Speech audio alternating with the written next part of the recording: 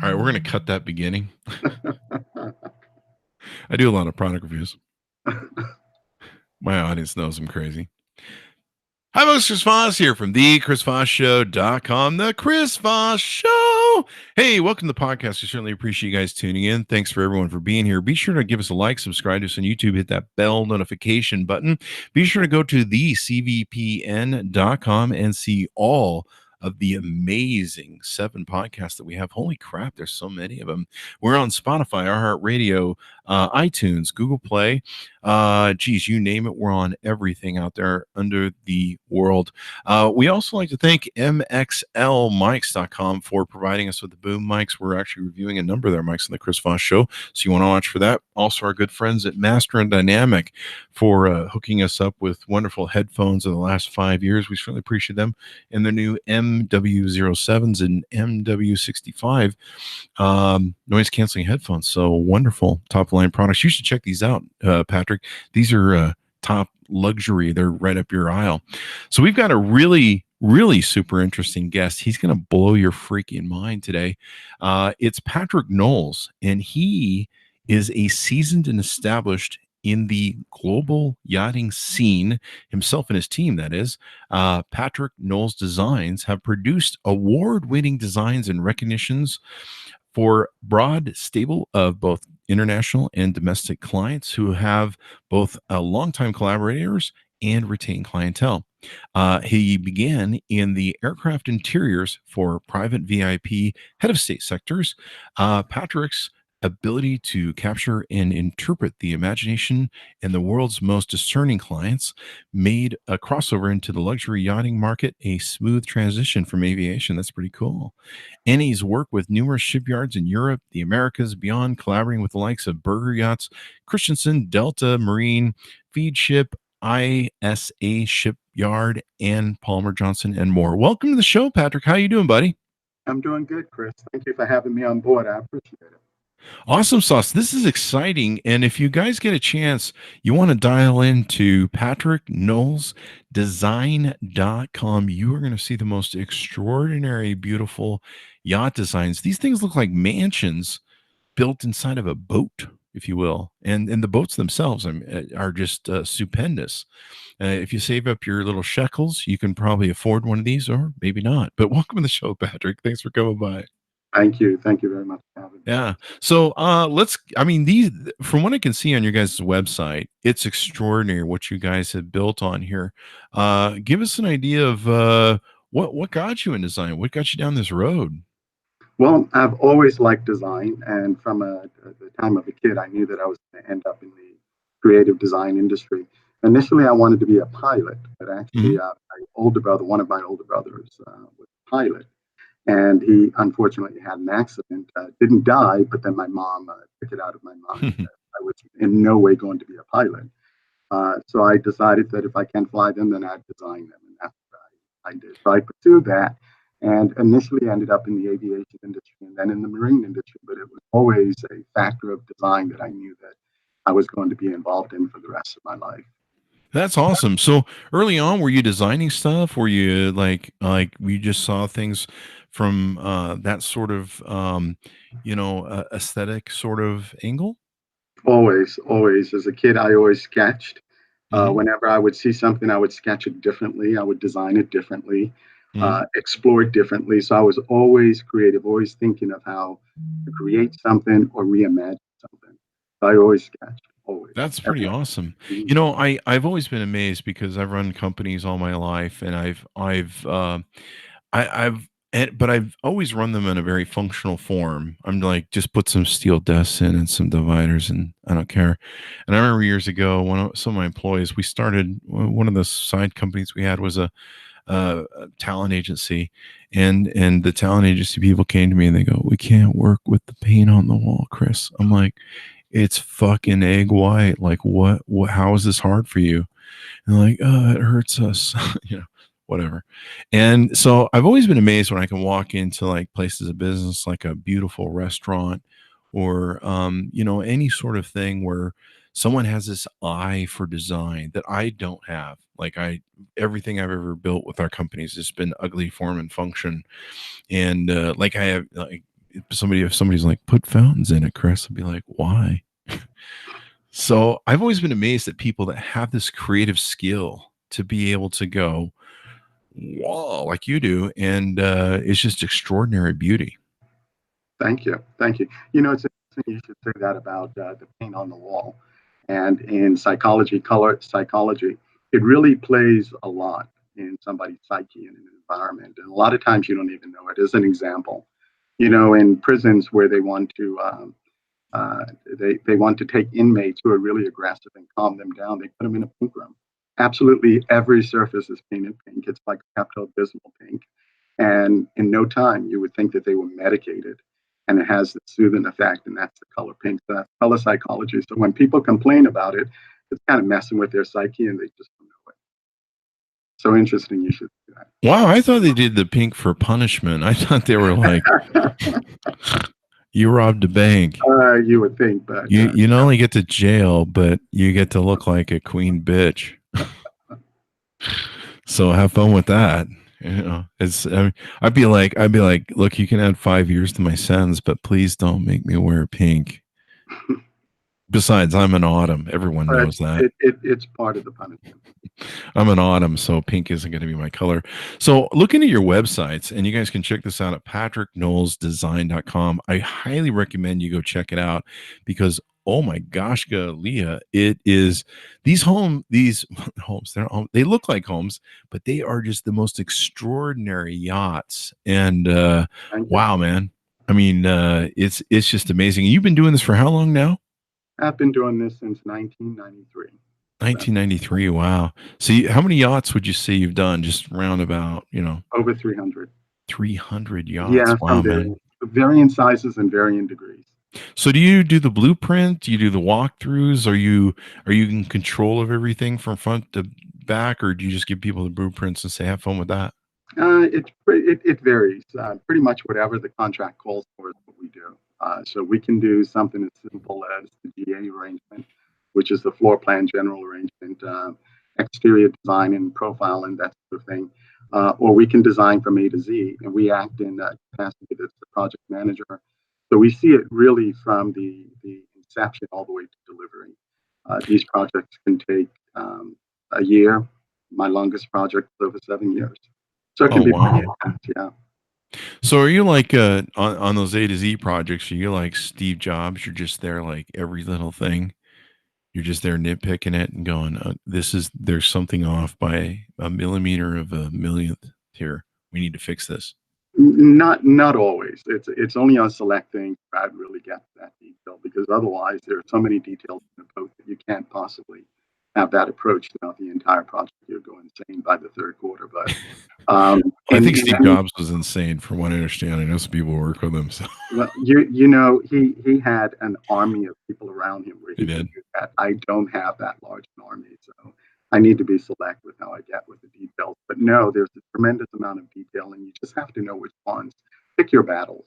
You have to know which ones to fight. Sounds like my marriage. No, I'm just kidding. I'm not married. That's why I'm just kidding.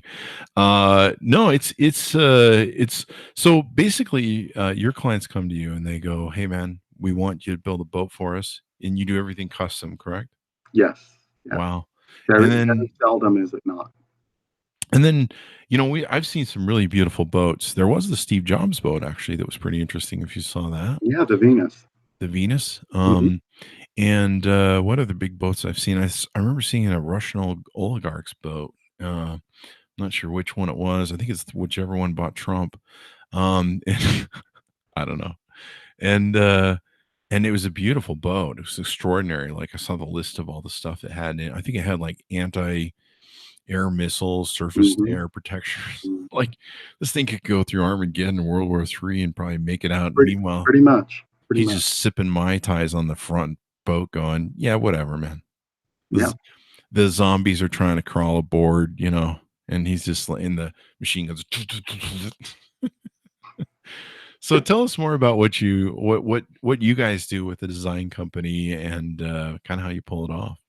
Well, we're an independent design company. We're located in Fort Lauderdale, Florida. And as an independent design company, we do not design for shipyards. We design for the end user. typically we would have either the owner or a representative from the owner that would contact us and give us basically an outline of what it is that they're looking for, discuss the project, the parameters of it, the time frame where it's going to be built, who they have involved in the project, what they need to have done. And after we go to contract, we just start the process. And the process, like I said earlier, can be A to Z. And when I say A to Z, that means that pretty much everything is subject to being designed. There have been projects before with design right down to the actual scent of the candle. We've designed the shine of the crystal. We've designed the light fixtures, plumbing fixtures. The tender, that's the runaround boat. So it really depends. It depends on what the owner wants. It depends on how he divvies up his contract as far as who has what scope. But as the aesthetic member on the team, we typically drive anything that needs to be produced that meets the owner's eye. That's a pretty simple way of putting it. So it really gives us a huge responsibility. It gives us a tremendous task action list. And if you have a project that's very intense, like I said, my longest project was 7 years.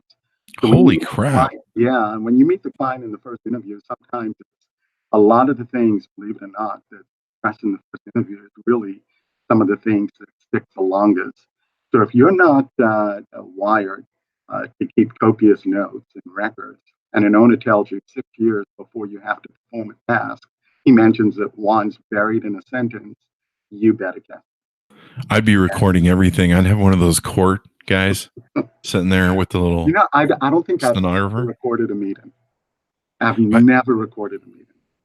I kind of learned I probably should when I get into relationships. I should record whatever they say at the beginning, because later it's the complete opposite of what they said. Like, I thought you were great, and then later it's like, I was lying. But no, that's pretty amazing. And what do you mind if I ask? What's the most expensive ship you've ever worked with that came out the other side? I would. It's north of 80 million. Wow, 80 million. Did they take a check for that? Yeah. Hey, when they sold it, they probably did. So, can you name any clients for us, or is that some of that stuff No. confidential? No, I won't be able to do that, All right. unfortunately. Well, I can understand. They don't. I know that's cold water on your interview, right? Oh, well, that's okay. We'll imagine some. We'll just make some up. No, I'm just kidding. So you go in, you build this. When the client comes to you, do they have a kind of a pre-made idea, or they kind of let you run wild and go, here's some money, make something really cool? No, that doesn't happen very often. You normally have two different kinds of clients: one who's done it before and one who's never done it.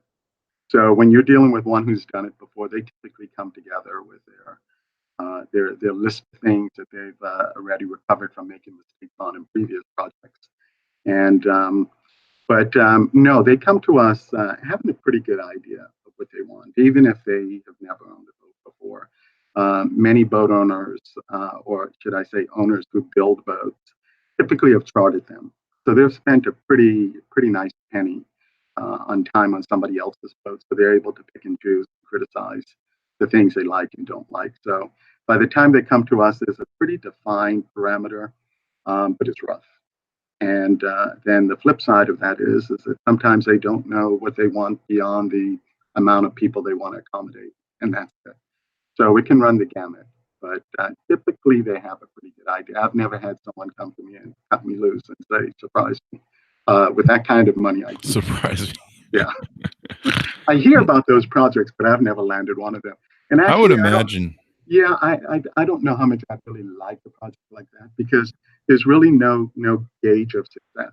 Because if somebody doesn't know what they want and you give them what you produce and they love it, well, how much did you succeed? Because there really wasn't there was no expectation. So having someone that gives you the parameters, it's a challenge, and I love the challenge, and you can gauge your success better on that.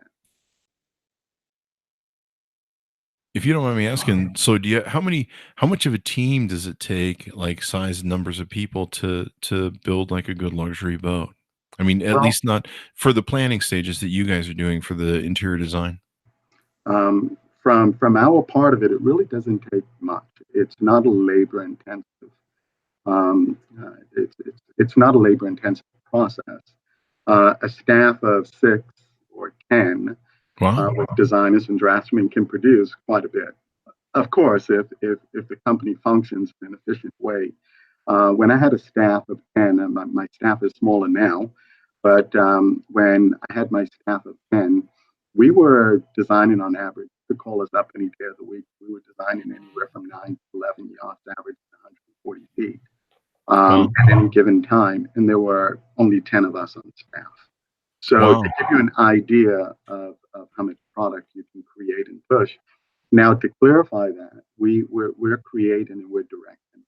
We're Hmm. not really executing. So if we were to have to fabricate all of the things that we're designing, of course, it would take a tremendous workforce.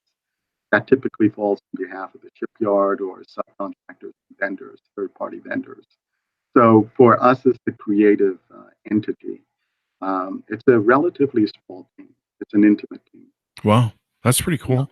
You don't have Yeah. to have 50,000 people to pull it off then, man. That's Thank pretty goodness freaking you don't. awesome. Yeah, you don't. Some of the shipyards, though, I mean, they number into the hundreds. You would Oh think, yeah, I'm sure to build all that stuff. yeah, Uh, quite a bit. sometimes when I've been bored, I've watched those. I don't know if you've seen them on YouTube's where they put the beautiful yachts in the water and things go wrong.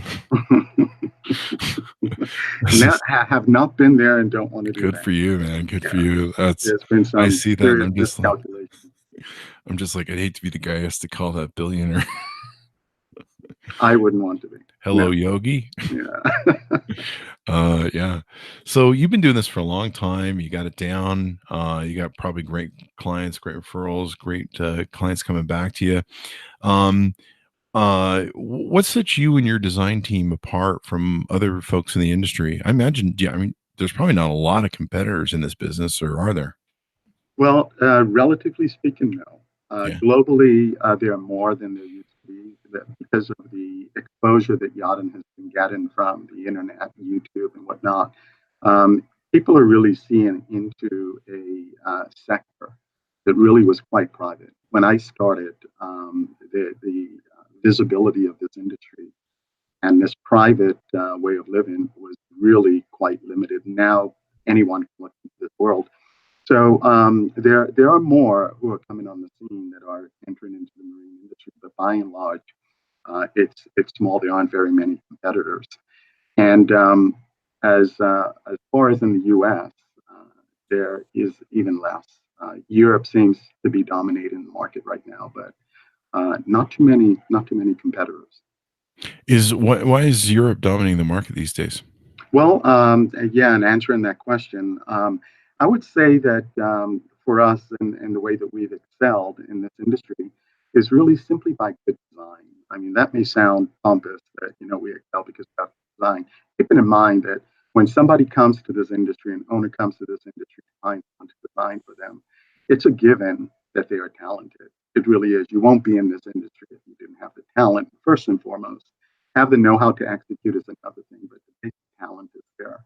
But good design, and I use that in a relative sense, relative in that only the owner can discern what design is. Third party looking at a boat or in a magazine or walking on a boat and analyzing it, they can't determine what good design is. And what that means for us is that when a client comes to us and asks us to design for them, sometimes they may ask us to do things that I personally don't like, my staff personally doesn't like. Not that there's anything wrong with it, it's just not our preference.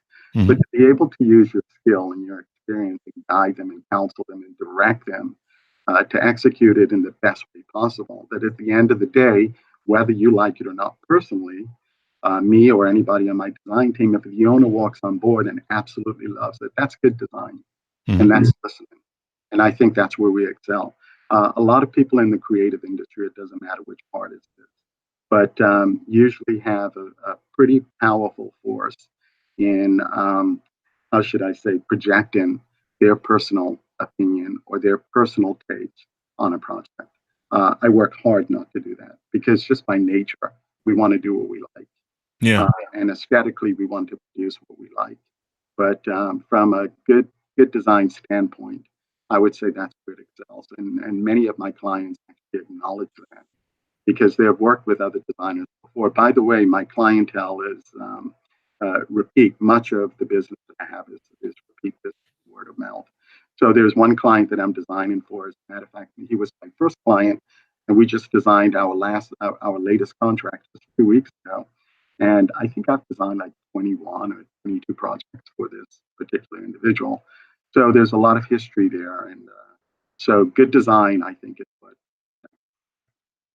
That's the beautiful part about being in business for a long time is you get those repeat clients. You kind of have a relationship with them. You kind of know the feel and care of what they want, and it's probably a whole lot easier to work with them. It makes it a little bit easier. Yeah, it does. Project number 21, they just basically told me what they want and cut me loose. Not that I have an unending budget, but I know what they like. I know their expectations. So that, and it's more efficient for them. Because the learning curve of working with a new designer, you have to get to know them, you have to understand each other, and that takes time. There's a learning curve there, and that equates to time. And the more that you work with someone, obviously, the more efficient and effective it becomes. What would you say the biggest challenges in yacht design for you? Space. By and large, space. It doesn't matter how large these things become. Space is always an issue. And interestingly, I was just interviewed for a magazine. I can't remember quite what magazine is just yet, but that question came up as far as a challenge, and it is space. And when you're designing a yacht, whether it's 100 feet or it's 300 feet, and the team is assembled, the very first thing that they do is they start placing gifts, and they start stealing compartments and spaces and voids. And if you're not quick enough, you lose out on it. And when you go to do for it, somebody else has it. There's nothing worse than the client saying, well, I need this, I need that. How about that void over there? You look into it and it's like, oh, this shipyard reserved it for mechanical. So space is always a challenge game. It doesn't matter how big the yacht is. So that it's not just about designing beautiful sort of rooms. You're fighting with the mechanics of what needs to go underneath the boat or inside of I guess the boat under the rooms. Like, hey man, we got to put the anchor someplace, buddy. Yeah. Well, if the anchor is impeding on the interior space, we have a serious problem. But yeah, just get rid of that anchor. No one needs an anchor. Come on, man. Yeah, but no, there are so many tiger traps when it comes to the technicality of designing for a boat or an aircraft. Yeah, that adds an elevated sense of detail and forethought that may be conditions that you wouldn't typically be dealing with in a land-based design. Does anybody ever come to you and be like, I want a James Bond yacht? Yeah, as a matter of fact. Because that would be me. I'd be like, I want turrets, and I want like a helicopter that comes out from underneath or the inside of the yacht, and like it comes up, and then they'll want a rocket so I can go to space and shit. Well, there's a lot about boats, and a lot of boats that's never been published. As a matter of fact, there's a percentage of boats that will never be published, and who knows what's on them. If you have the time and the money and the imagination, that's all it takes. Well, you got to these days. They build a lot of really cool stuff because everyone thinks there's a zombie apocalypse coming. So, I mean, I'd want a rocket because World War III comes down and there's nuclear weapons dropping from the sky. I'm out, man. I'm going to Mars. I'm out. It may very well exist. I doubt it, but it may very well exist. That would be amazing. I imagine. I mean, you probably have some. Let me ask you this. I mean, do you have people that come to you and they go, "Hey, man, we want you to put this on our boat. You got to sign an NDA or something like that. You can't ever tell anyone that we built this."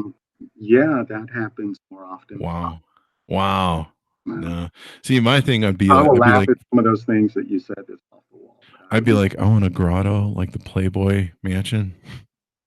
It's just, of course, for I don't know, some friends of mine, but yeah, I don't know. It's always for the guests. Yeah, it's always for the guests. It's not for me. It's not for me. I don't know what I do with a grotto. What do you do with a grotto? I don't know. I've heard stories. So, you've been doing this for a long time. What's some of the technological? How is technology and innovation? Because we talk a lot about technology in the show. How is that changing what you guys are doing? And like, what's some really cool technology that you can tell me about? You probably can't tell me about those space missiles, Mm, but what are some really cool technology parts that are kind of changing how and what you're doing? I imagine a lot of IoT stuff, right? Internet of Things. yeah, the IoT that hasn't quite yet hit the marine, but it will in time, especially when 5G is absolutely everywhere. But Most of these people don't want Alexa listening to them anyway. well, that's happening more often than you think. I don't want But Amazon Home knowing what's going on in the grotto. well, there was a time when you could escape to the sea and not be seen or heard by anyone, but those days are gone.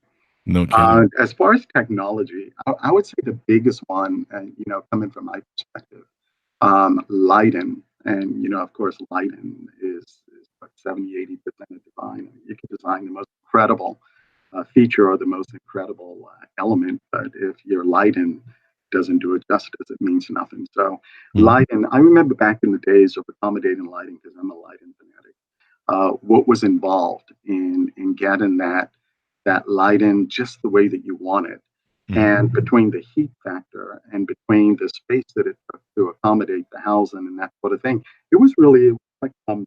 And when I look back at some of the stuff that I've done, and I focus on the lighting and see what we have today, and I would just think, wow, if we had this technology back then.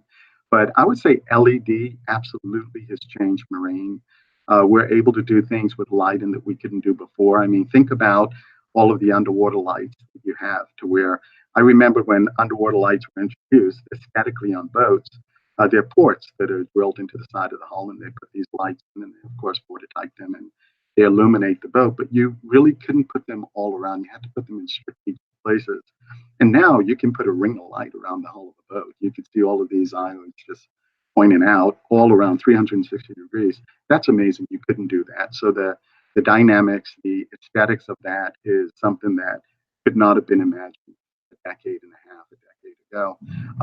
And also we have OLED, which is really not quite impacted the industry yet, but with that particular product, you're able to do so much with Surface, and it's being used now, but not to the extent where it will be in the future. So that's going to really change things when it comes to surfacing.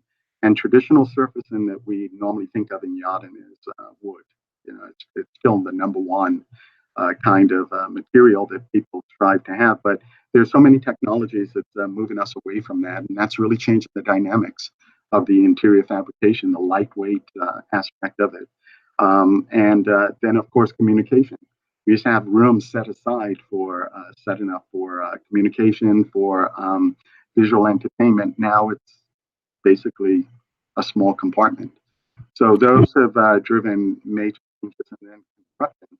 As far as you'd go to the shipyard and see these things being built, but those who are actually building the interior are building them in a third location where they do what is called coffee toll. So they come in and they laser the entire interior of this vessel, and they go back to their warehouse and they mock it up, and it becomes an holy crap. absolute 3D representation of the boat itself. And I remember I was designing a boat in the U.S. For an American client. He's an American businessman. You all will know him. And the interior was being fabricated in New Zealand. And when it came time to, with this particular, very particular, when it came time to approve it, I would typically go, and my crew and I, we would inspect and make sure that everything is being built according to spec. And he decided to make a trip out of it. So we all flew down to New Zealand, and we had set aside one of the VIP cabins, one of the VIP suites, as one that would be mocked up. Much to my surprise, the interior fabricator had the entire lower deck mocked up. So we were able to walk through that mock Holy up, crap. totally assembled from room to room, down the companionway, down the stairs.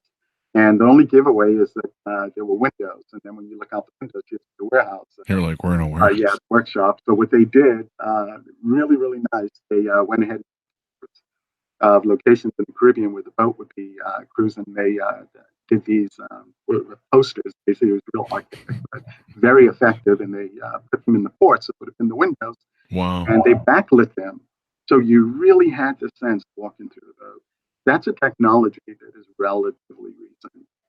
When I first started, it was not like that. So when you have that sort of technology in hand, the things that you can do, the way that you can develop a creative package, and you can contemplate it in that environment or in that medium, I should say, because really it's like working with clay because all of your components are there, and to a degree, you still have a chance to be able to manipulate it.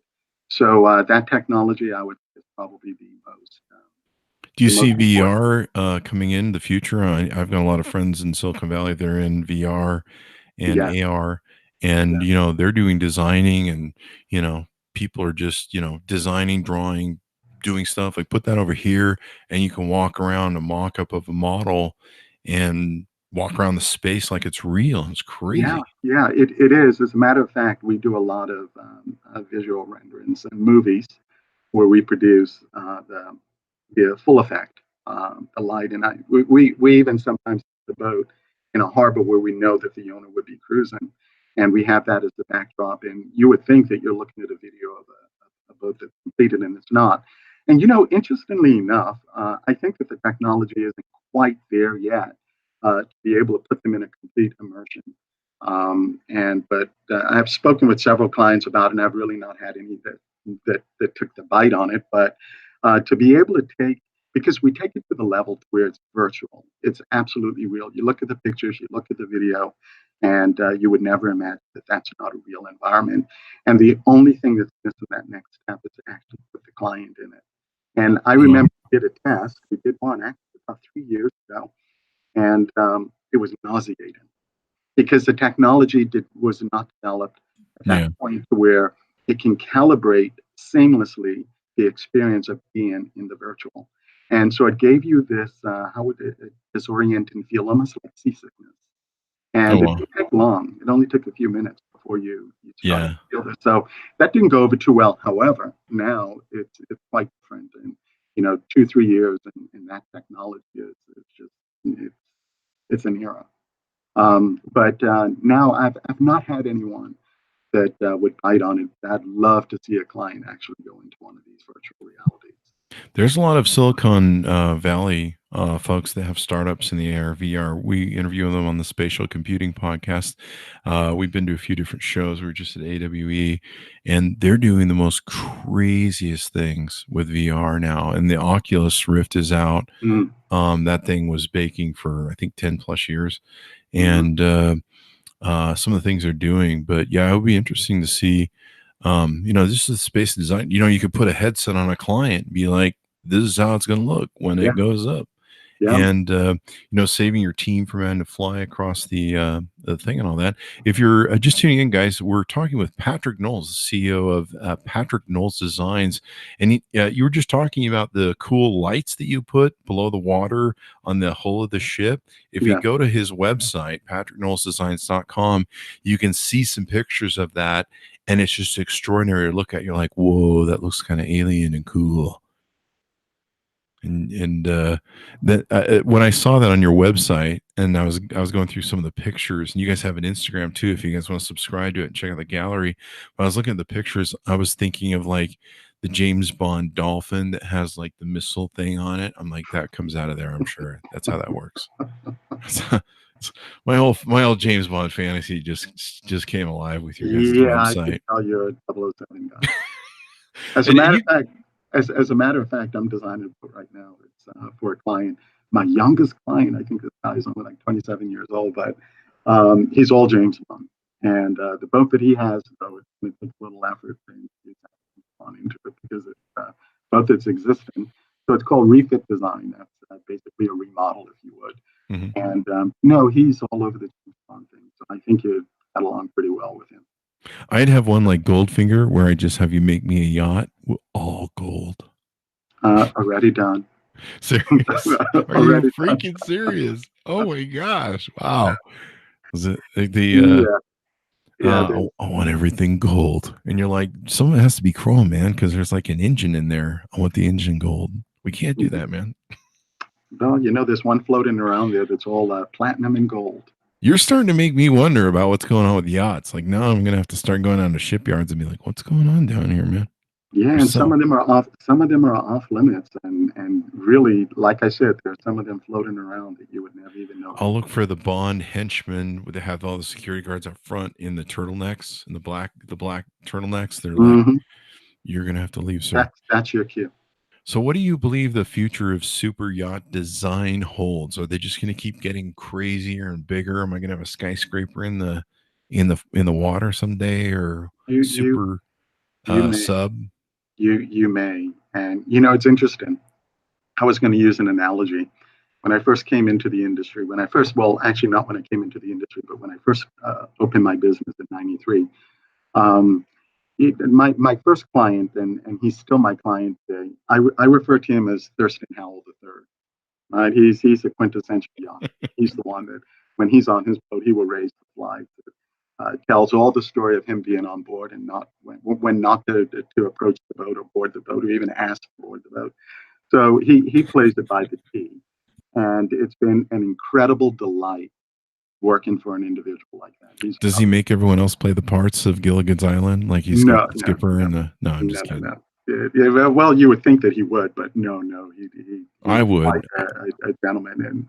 And interestingly enough, like I said, I just counted a privilege to have worked with a client like that Yeah. because those sorts of clients don't exist. Yeah. And I happened to enter the marine industry on the fringes of a golden era, a golden age, maybe. And to be able to see in such a hardcore commitment to yachting and everything about yachting, the way that you would interact with the yacht from an etiquette standpoint is really quite interesting. To answer your question, where do I see yacht going? It's diametrically opposed to that, and I would say that maybe Thurston Howell's sons or great grandsons, I should say, is really who's driving it right now. So the things that were important to that initial traditional generation is not. There are many things we're doing on boats right now that older generation does not comprehend. And all of the boundaries have been broken in yacht design. And I don't know how much exposure you've had to it, but when you looked at just on the internet, Google super yacht and mega yacht and giga yacht and see what you come up with, and things that have become commonplace would never have been thought of on a traditional boat. So one of the things is what's called a main salon. I'd take that as an example. There are many of them, but I just use one. And the main salon is really yachting term for a living room. And it's typically the first room that you enter on a vessel. If you do not enter into the foyer or the companionway, you would enter into the salon. And the salon is just usually a big, beautiful, incredible room that you look at, you admire, and you walk by. And it occupies the most important real estate on the boat. More and more, that's becoming a thing of the past. So the evolution of what I see that's going to be happening in yacht design is going to be a taking of the cream of the crop, if you would, for me, for the owner. And all of these spaces that are reserved as hangover from the traditional days of yachting are quickly evaporating. So I foresee the main deck where the salon usually is, instead of that main deck only being used for 25% of its space or 80% of the time that you're on board, that whole deck is going to be transforming to where as much of it, maybe 80% of it, would be used to where you would be living on that deck more than you probably would on any other deck. And that's huge. And if you're not familiar with yachting, it may not make a lot of sense, but that will absolutely change. It is changing the face of yachting and the interaction of the inside and the outside. For instance, one of the things that I had mentioned where I said that of the traditional yachtsmen, that if some of them could see what is being done today, there are salons, main salons, that are opening up completely to the ocean from the port side and the starboard side, not just from the aft as it's traditionally used to. And the fear of having this interaction of the controlled environment of an interior being so aggressively exposed to the elements, especially in open sea, you would never do it. It was something that was just such a faux pas. But now to not do it is such a faux pas, because the experience of the water, when you think about it, that's the whole purpose of being on a boat. Today it is. In the past, when it was traditional, it was more for that businessman and that wealthy individual to take he and his family and really find that privacy where they could be together without interruption, no communication. But now it's really about being one with the water and accessibility to the water from virtually every point of the yacht. Whereas before it was only through certain areas. But you see yacht design opening up completely on port side, starboard side. You see windows or ports that now expand. Instead of just being round ports, they're huge pieces of glass, and some of them are actually between the above the surface and under the water. So you can be in the boat and you're basically in a submarine because half the room is submerged. It's glass. So really, really huge differences that's coming about, and yachting will continue to evolve. That's pretty that's pretty darn cool because, like, you're on a boat, you're on the water, you want to be one with the sea. I mean, otherwise, if you're just all enclosed and cut off, you just might as well be in a room in your house, right?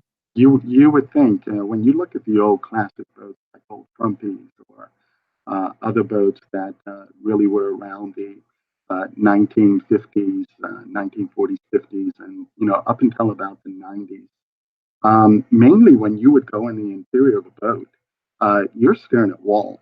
The window line, that waistline was quite high. Sometimes you would have to stand up to see the horizon. Now that would be totally unacceptable. No one would build a boat where when you're seated or even laying down in a room that you cannot see the horizon. So the composition, the styling of the boat changed tremendously. And then, of course, when you look at a classic yacht, there's nothing like a classic yacht. Yeah. It is just one of the most beautiful things. But then again, when you go inside, you see the limitations of interacting with the water. So now the boats that you're seeing today are many of them incredible designs, but they're really just a faint tracing of what the traditional yachting used to be. And now they have glass technology where you don't even need aluminum on the side of the boat. You can span several decks in sheets of glass, which is another thing that you're seeing that a lot in the cruise ship industry, actually, where you have these just massive panels of glass. And when you think about that and land-based design, there's nothing so great about it. But when you put it on the water, you have to realize that that glass needs to sustain a tremendous amount of force should that vessel find themselves in really adversity. Because the pressure imposed upon them by taking waves a certain way could be disastrous. So that glass technology has changed things quite a bit as well. Yeah, I want the bulletproof class, of course, for the Well, 007. Gotta have the bulletproof class. And I imagine I didn't really think about this until I was talking to you, but I would imagine a lot of the stuff that you use for designs and furniture and stuff like that, does there have to be some sea proofing to it, or it has to be material that's good for dealing with sea air and sea life and sort of the corrosive elements of that? typically, when you have direct exposure, I take exterior decks, and most of them are covered. Most of them now they're moving away from this is covered in teak. When you have any sort of embellishments on a boat that's wood, typically it's and teak has been the mainstay of the wood that would be used to withstand these elements. Of course, you have to maintain it because otherwise it can look like driftwood. But by and large, there's been so much advancement in technology. I'll give you an example. We've all heard of that product Textwing back in the 70s. Remember your exterior furniture that you would have your pool deck furniture that would be so loosely woven that when you would lay down in your swimsuit and you get up, there's a grid pattern, on your legs. Whatnot. Do you remember that material? That was I don't. okay, I right? I had a lot of veneer in my childhood, and if I had a boat, I can afford a veneer yacht. Okay. Well, actually in the Middle East they do that quite a bit. Yeah, I You can mean, you can see a solid peaked boat yeah, floating by yeah. from hull all the way up to. I'm in the veneer boat budget area as long as I can write a check. Well, I don't know if budget and veneer would really on the same sentence there. It does if you go to Walmart. Well, then that's a whole different story. So, are there any big projects you can talk about? You can tell us about? Yeah, actually, there's one that I'm working on right now. It's in infancy. It's a little over 300 feet, and it's one of those things that we're developing that really is driven by the current generation and the next generation of yacht owners, and some pretty dynamic things going on with that particular boat. First of all, it's over 300 feet long, and it's about 65 feet wide. So it really has a lot of interior volume, and it's also a conversion boat, which means it's a commercial vessel that we're designing into a private yacht. A lot of times when you have a conversion like that, it's usually called a shadow boat, which would be a boat that would shadow. That's where the name comes from, a mothership. So it would carry around the toys like the cars and the helicopter and the airplane, The submarine, and yeah, and it just shadows the mothership so that the mothership isn't laden with having to carry all of this different equipment so that they can have more space dedicated to the owner and his guests. Well, this particular one, even though it will have much of those things on it, it's not intended to be the shadow. It's intended to be the boat.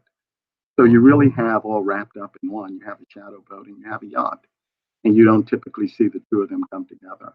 And so it will have some pretty eye-popping features on it, incredible swimming pool, decks that have roofs that slide back, and the interior space is totally exposed to the elements, exposed to the sun. So you don't really have to go outside and the sun it can come into you.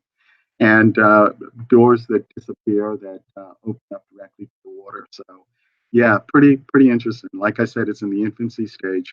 I would imagine that by the time this is all said and done, and with the rapid change in technology, who knows what the end result's going to be? Yeah, what would you say the average time is? You said you had one client, it took 7 years. What's the average time you'd say for most of your builds to take a design a boat, get on the water? Average 30 months. Wow, that's a Yeah, long time, man. 2.5 years. But that doesn't include the time that it takes to pre-design it. So Wow. we're talking about construction time. You have some shipyards that can produce in 27 months, 30, 36. It all depends on the shipyard. It depends on the material that is being built in. It depends on the complexity of it, the size of it. But typically, I would say anywhere around 30 months. That's realistic build time. See, if I had a mothership boat, I'd just be a white trash and have like a trailer boat that would, you just drag it around and that'd have all the toys on it. Is that possible?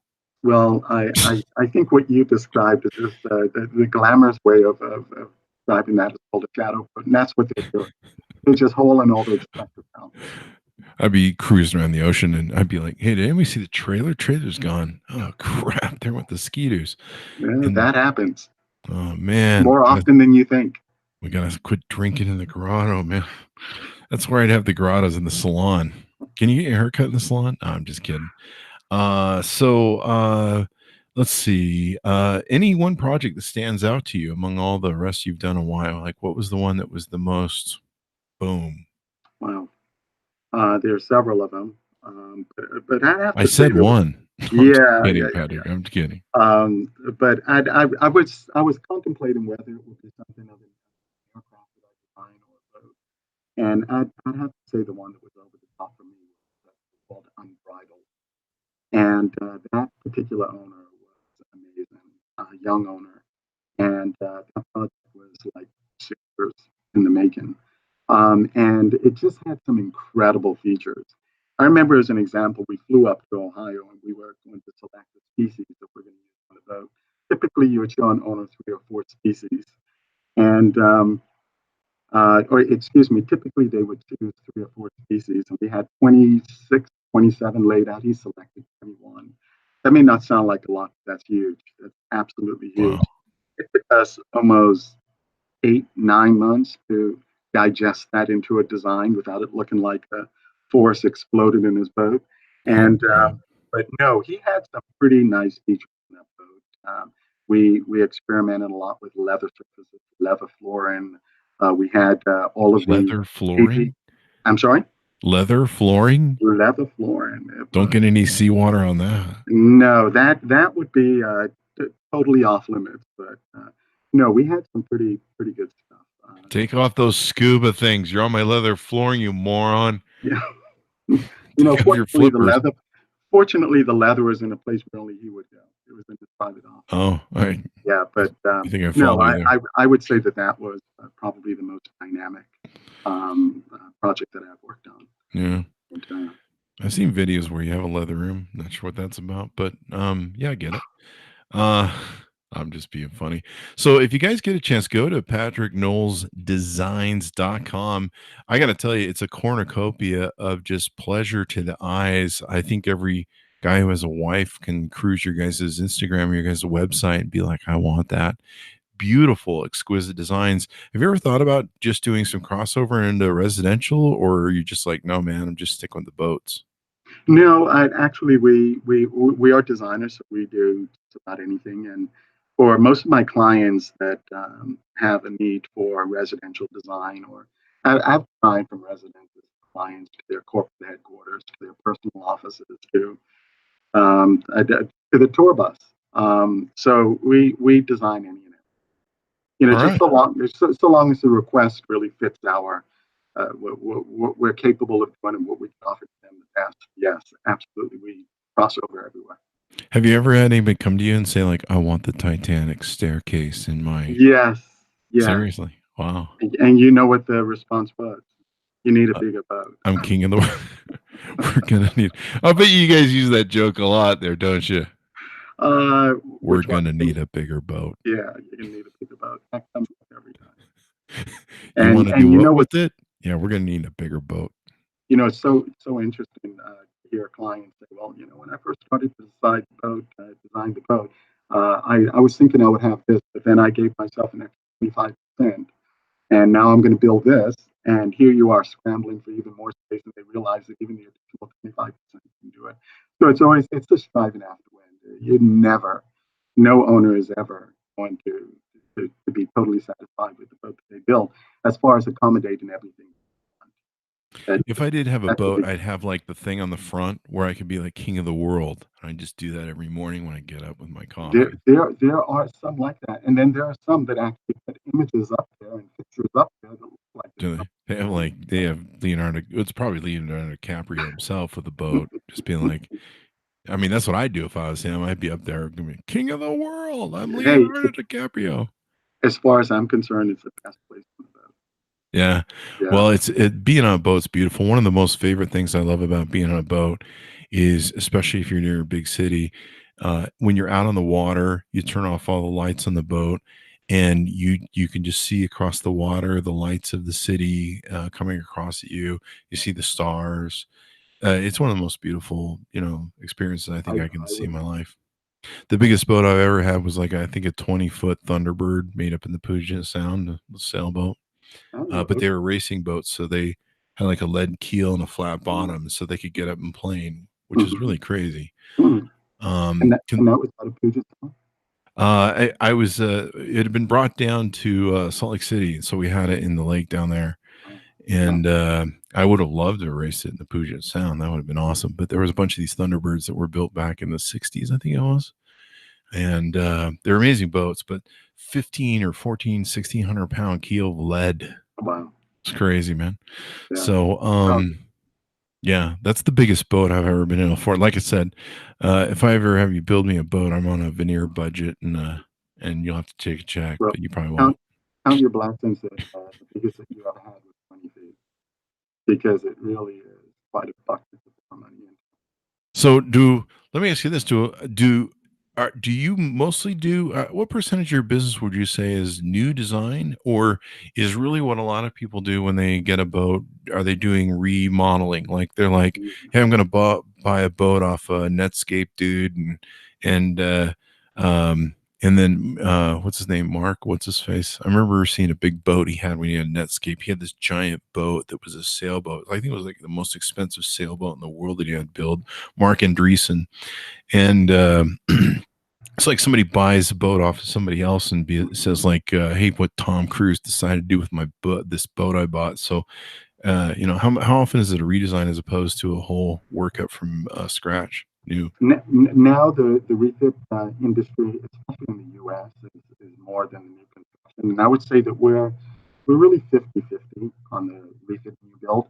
But for years it was 90% rebuild and 10% refit. But right now the market's almost neck and neck for refit and rebuild. It's Does very the popular. does the recession ever hit you guys much, or is it like, well, pretty much rich guys got money 24/7? So Yeah, they do 24/7, but what they don't have 24/7 is confidence. So yes, it does affect us. And again, it's not a matter that they can afford it. It's a matter of should they do it, should they not do it, what is going to be the optic for those who view them as having it. So there are so many factors that drive the impact of a recession on us. Yes, we do feel it. do you guys see a lot of technology when it comes to, like, say, speakers and like a lot of these one of the things I used to like back in the day, there was like a magazine and they would deal with home design, but like the wiring and the speakers and the stereos and the in wall speakers and Hmm. all that high end stuff. And you literally have to have like a almost a server room to Yeah. manage all this stuff. And then you've got the HD TVs that come out of nowhere and all that stuff. Do you see a lot of that in the maritime industry with where you're at?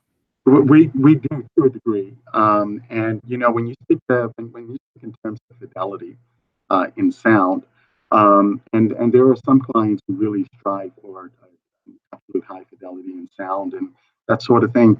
It's not as in demand as you would think it would be in a house, because when you're on a boat, even if it has media room, the whole focus is being outside, being on the water, Yeah, really you're on enjoying the the water. element. Yeah, so when you have someone that is going to be spending much time cooped up in media room or watching movies, really being that concerned about fidelity, it's rare. Sometimes it's done just to say it's done. But no, we don't run into it as much as you would think that we do. It can sometimes be a little bit simplistic. That doesn't mean archaic, but no, they're spending money on other things That in would some cases. that would make sense. I mean, it's like I tell people, we've been in Vegas for decades, and I have people that, hey, Chris, man, where should I stay? Should I stay at like Caesar's Palace and get like a big, studio or whatever, And I'm like, hey, man, here's the deal. If you're in Las Vegas and you're spending all your time in your hotel room, you're doing it wrong.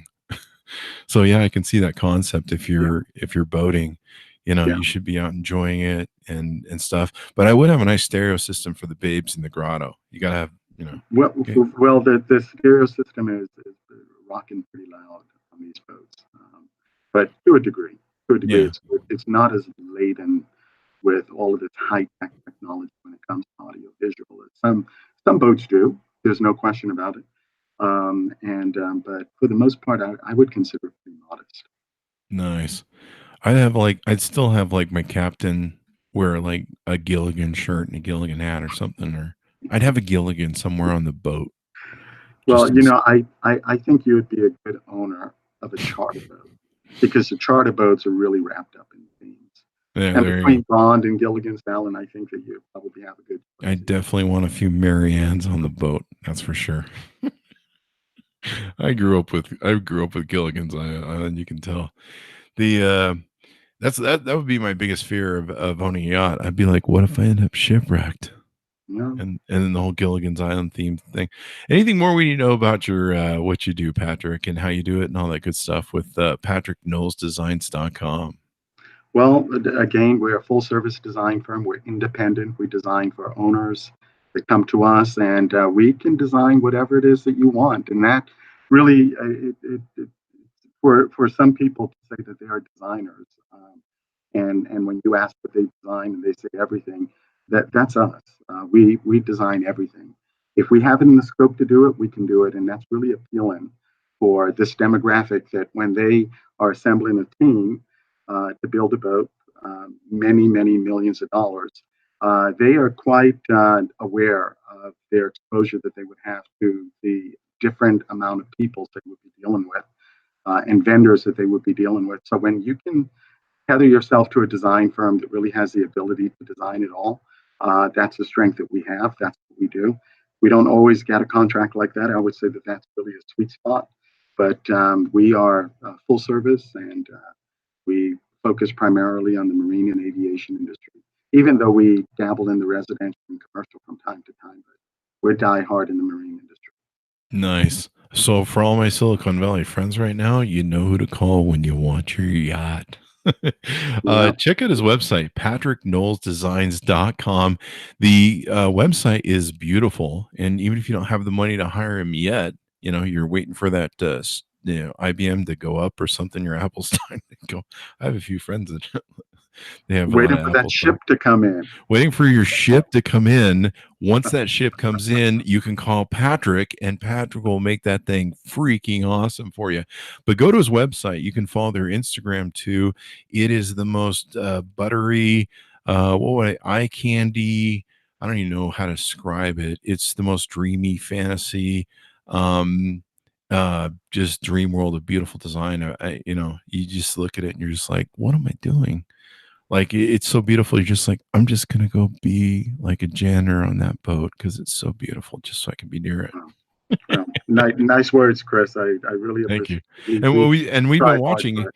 If you're watching the feed, you can see all the great, beautiful pictures behind Patrick and stuff. So, anyway, be sure to check it out. Go to patrickknowlesdesign.com. We certainly appreciate you guys tuning in. Thanks to Patrick for being on the show to us. Go to youtube.com/Chris Voss. Hit that bell notification button.